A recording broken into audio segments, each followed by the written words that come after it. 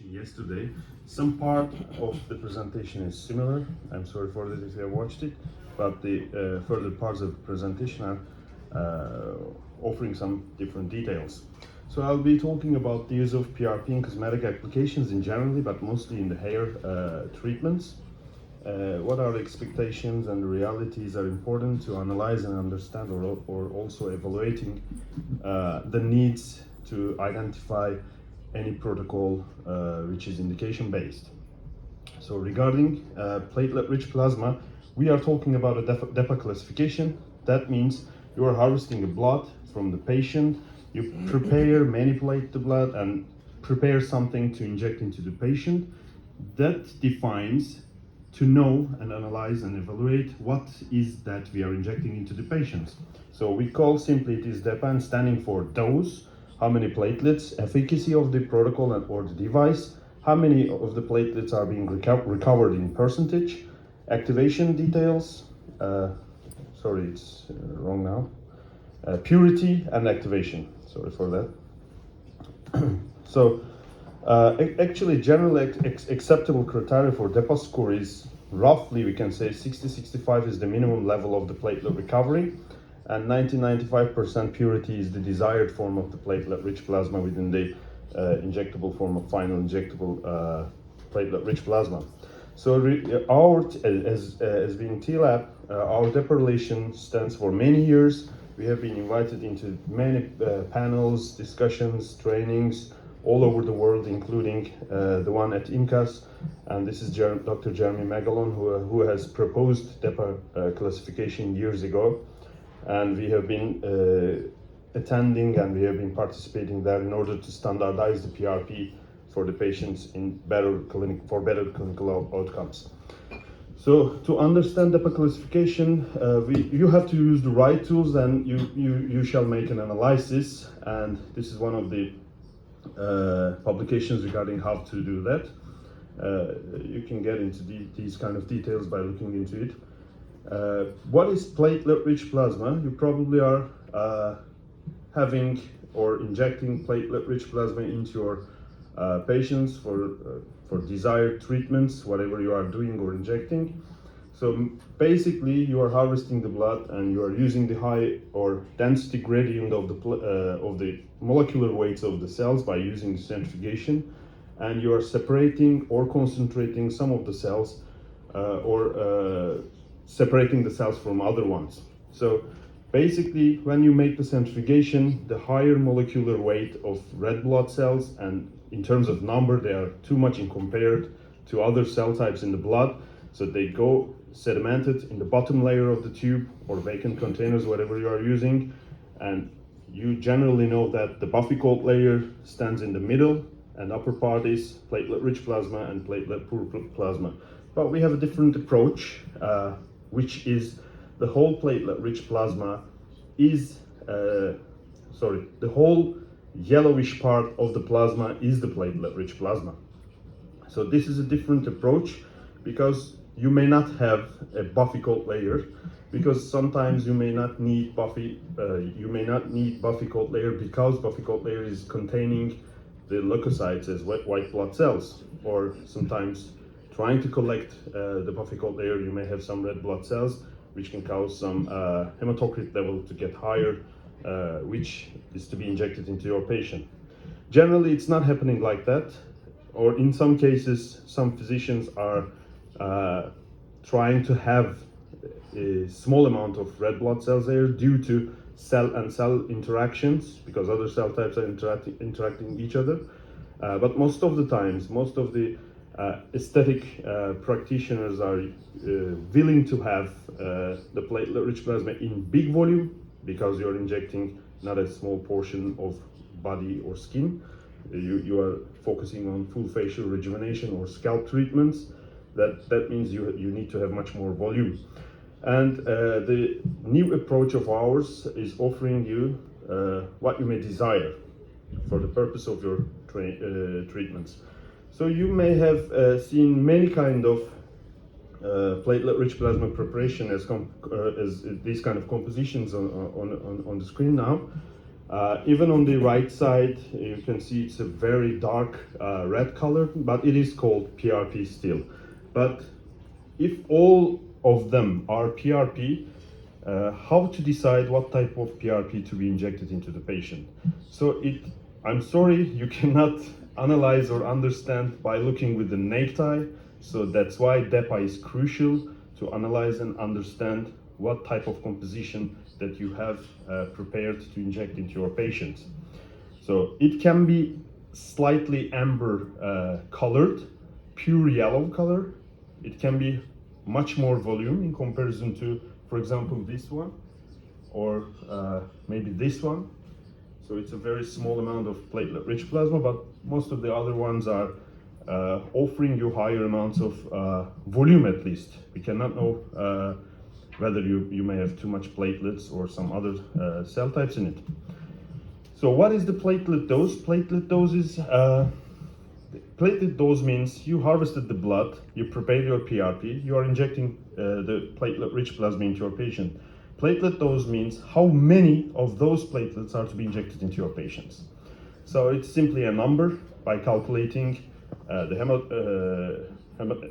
hematology analyzer says you by multiplying how many milliliters that you are giving into your patient.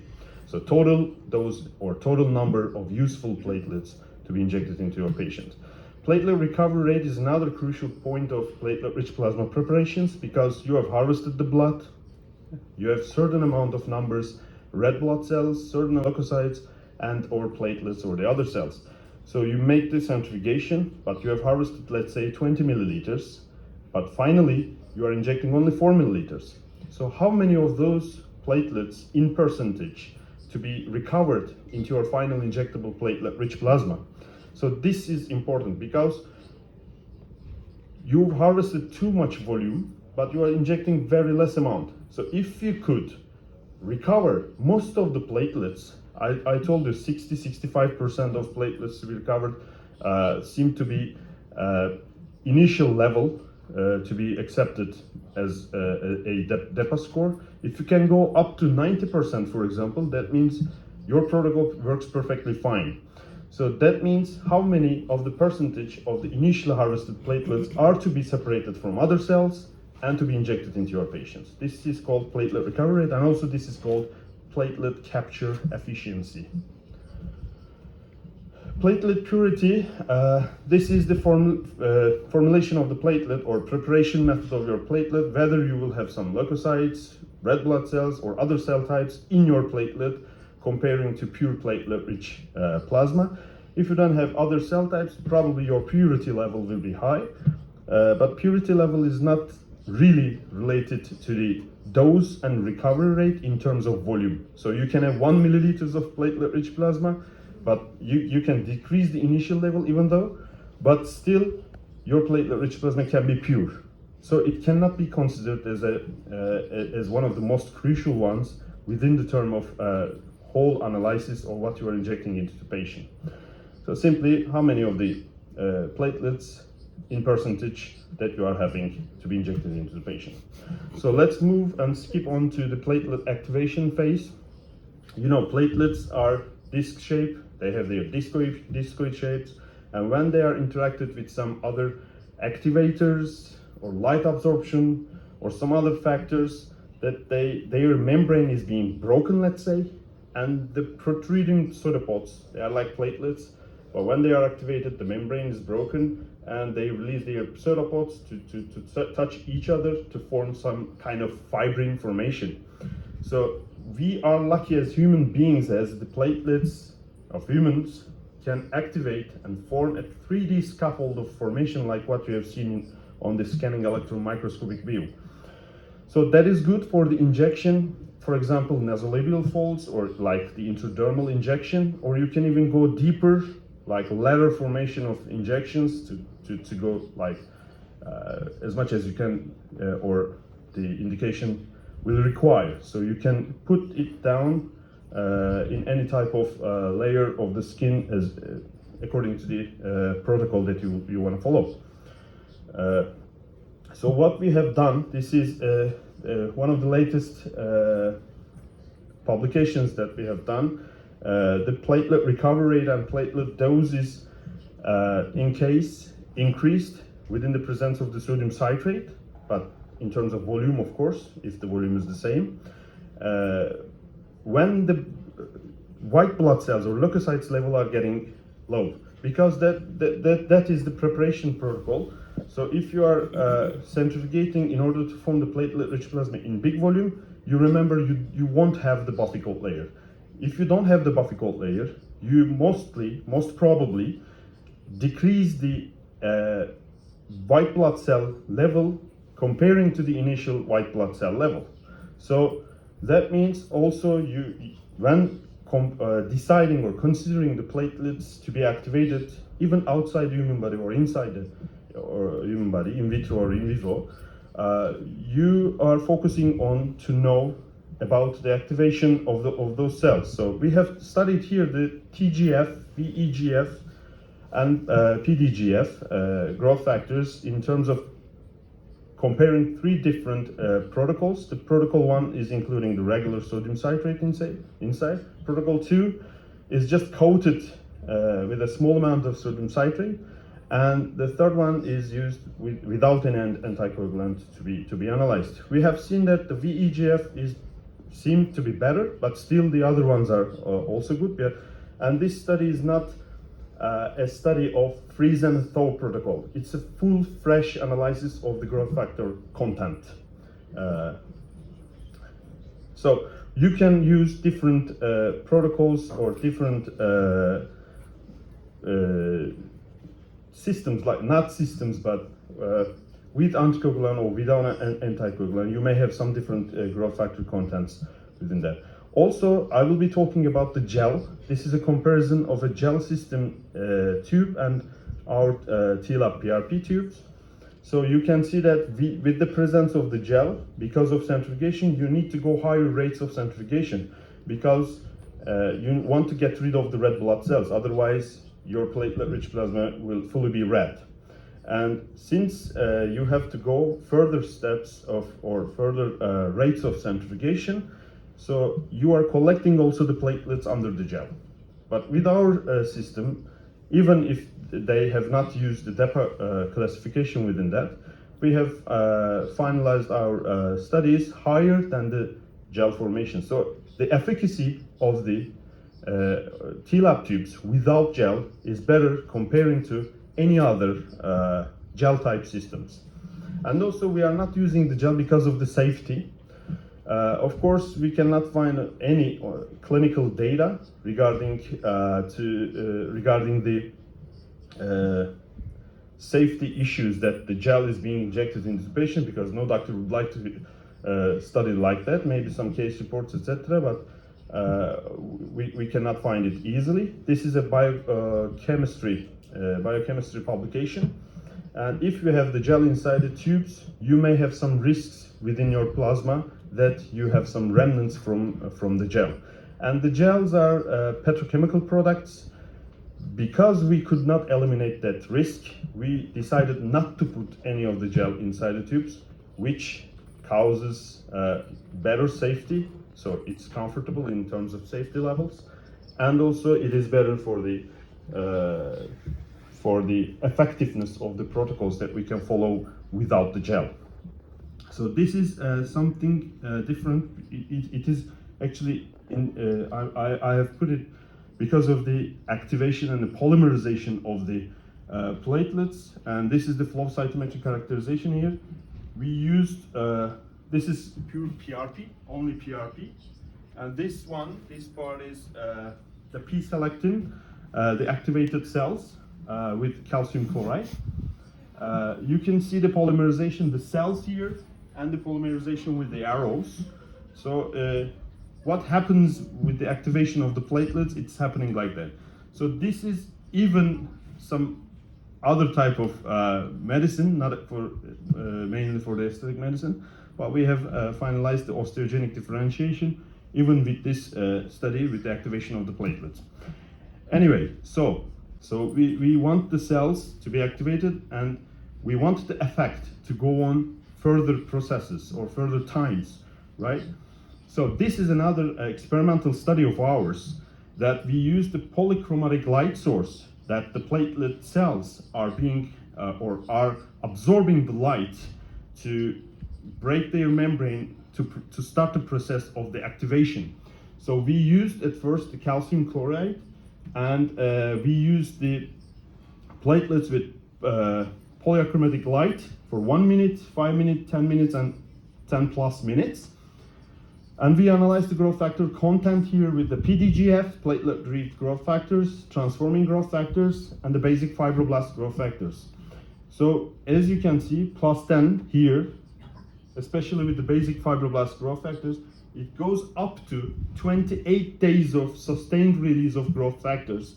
And still, the PAC10 and the calcium chloride, these are the in vitro studies, but we expect the similar ones, but of course we need to have some further studies, similar ones in vivo too, because of the other coagulation factors within the body, like calcium, ADP, etc. But still, this is a good study that we believe that with the calcium chloride and also with the polychromatic light source, 28 days of sustained release of growth factors, especially with the basic fibroblasts, is being achieved. So, and some problems. So you may have some problems with the kits. This is another product, but I will not disclose the name. It will not be ethical, we think. There are some infections on some kits, so it's better you choose a quality kit. And I have to talk within the commercial part of here, I must, because we are the manufacturer of T-Lab PRP tubes, and it's a registered product in 54 countries now, including Russia.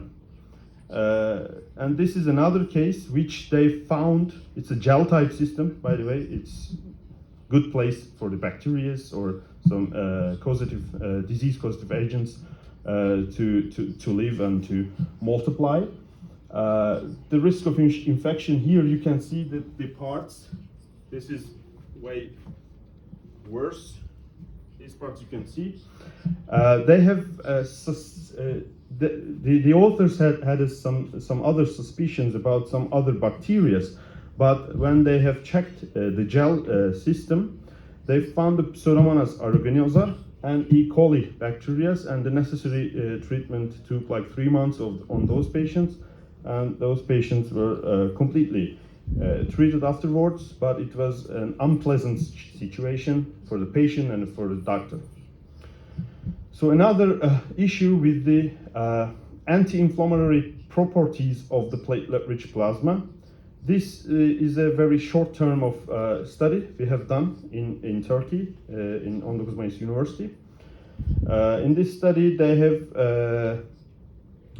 they wanted to analyze in vitro the pro-inflammatory properties of the PRP, whether to be used on 2 different disease causative agents, which are Klebsiella pneumonia and the which was it, and yeah, Staphylococcus aureus. And it shows, simply, it shows it is good for the anti-inflammatory properties are working along with PRP, and you can use in any type of, even if you are doing some kind of incisions, etc., it's better to use PRP. So this is now with the hair section, let's say.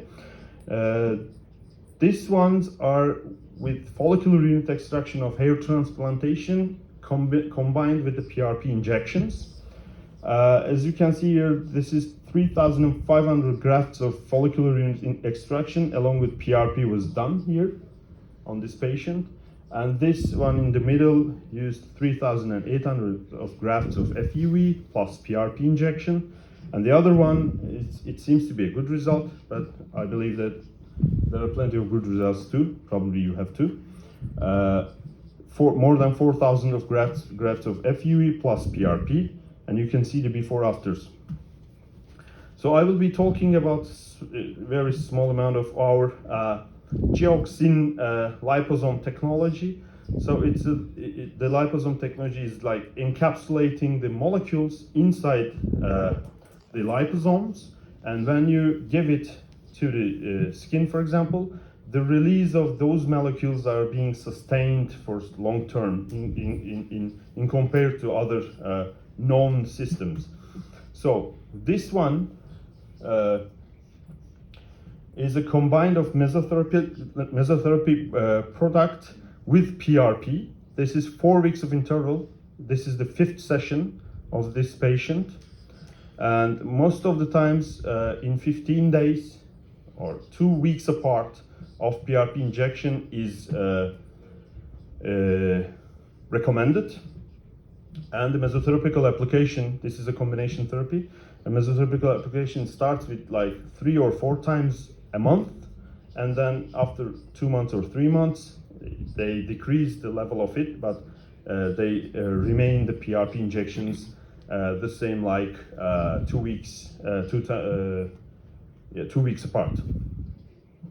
So this is another case, 4 weeks of interval, 5th session combined with mesotherapy, like the same with the other one, and from the same doctor actually.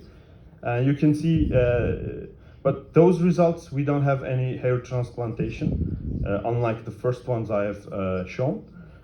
These are only mesotherapical product combination with the PRP. So this is only PRP. We recommend you to call more oftenly your patients because the scalp is very big area to inject. So you will have certain amount of platelet-rich plasma in your hands, and you cannot. It will not be enough for every place or every single injection in every area of the scalp. So if you cut the scalp, so you open it, it becomes like a small carpet. So it's really big, or like a table. So you have to call your patients more oftenly, or you have to use many tubes or many kits on your patients. So that is good for our DEPA approach, because you are having much more volume in comparison to having some leukocytes, etc. And most of the times you are having platelets in good purity, in good volume, and with the rest of the other cells. So it is considered to be more safe, that it cannot create more burning effect when you inject due to presence of the leukocytes. So this is another case, 2 weeks of interval, 8 session. This is the similar one like before, and you see the mid part of the patient, and this patient was an old one, so that's why the doctor actually planned that patient to come more often, like 8 sessions of here you can see, and the injection was predominantly arranged in the problematic area. So this is some other type of, not hair, but some other type of acne scars with a combination of derma roller, because you are creating some mild erythema or some traumatic action into the edges of the acne scars, like you may have some atrophic scars or hypertrophic scars, but still you are traumatizing it in order to form a flat layer of the skin, of the superficial layer of the skin. You can use either erbium lasers, or for the edges, or for the mid part of the hypertrophic scar, and then you can use the application of fractional lasers to combine with the platelet-rich plasma for these kind of cases. Or you can simply use like derma rollers, or you can use rough nappage techniques. So all of them, as according to our experiences, works perfectly fine with the good quality prepared PRP. This is another case which you can see a sagging effect is well tolerated after the and you can see the wrinkles are being treated well. So this is another case, 2 weeks of interval, 5th session. It's a focus session on the eye part of the patient, and this is an androgenic alopecia case. Every 2 weeks, 5 sessions of platelet-rich plasma is being combined with a topical minoxidil treatment, and you see the result here. And this is an interesting case of alopecia areata of the beard. This as far as I know, it's only one publication regarding that, but this Dr. Phyllis John Pollard, will be planning to apply the same or make a publication with that. We are talking to her about it. The PRP injection is combined with the intralesional triamcinolone injection, but never mixing those, let's say, drugs and PRP in one syringe. So you make the injection and then you make the platelet-rich plasma. So don't mix it, because we don't know what will be what the drug is affecting on the cells. But you see the result here. 3 sessions, 3 weeks of interval. This is chronic telogen effluvium and androgenic alopecia case. She didn't use any triamcinolone injection on that patient, because you can see it's a very wide area, and it will not be decided in that way. It wouldn't be decided in that way. So she tried some mesotherapy in order to regain some hair growth at least, and minoxidil spray 5% was combined with the 3 sessions of platelet-rich plasma according to our protocols. And this is another case of alopecia areata. Intralesional corticosteroid treatment along with the deposteroid injection for 3 months was applied with PRP, not combining the same again. PRP alone, other treatments alone to be applied on the lesion side. And you can see the result here, 3 months, 3 sessions. This is a post-inflammatory hyperpigmentation due to fixed drug eruption on this patient. PRP is being applied for deep radiofrequency, fractional radiofrequency is applied, along with Q-switch for the stains. 2 weeks of interval, 5 sessions was applied on this patient, and you see the result. This is melasma unresponsive to carbon peeling and thulium lasers. 3 sessions of PRP combined with the microneedling therapy, and also for the stains, Q-switch stain diag laser for the superficial layer and deep layers of the melasma. And this is a combination of mesotherapical products along with platelet-rich plasma injection. So the protocol is applied, like I said, 2 weeks of interval or 10 days at least. With intervals platelet-rich plasma injection every 2 weeks, let's say, and started with mesotherapy product with like 4 times in the first 3 months, 2 times in the upcoming months, and you see the results after 1 year and no hair transplantation. This 4 weeks interval, 5th session of this part, but this is the same patient, actually. This one and this one is the same patient. So this patient has a story. This patient lost his mother when he was 5 years old, and it was a big trauma, as he explained, for him.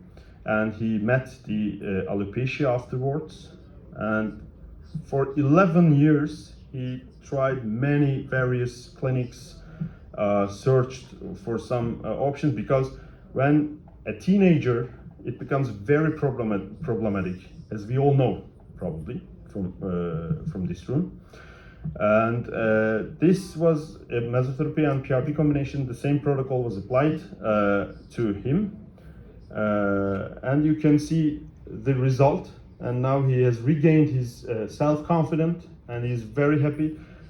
Actually, he wanted me to put his video on this presentation, but he's less than 18 years old, so even if he says so, I didn't put it in here. But he's very, very, very happy with that. Thank you very much.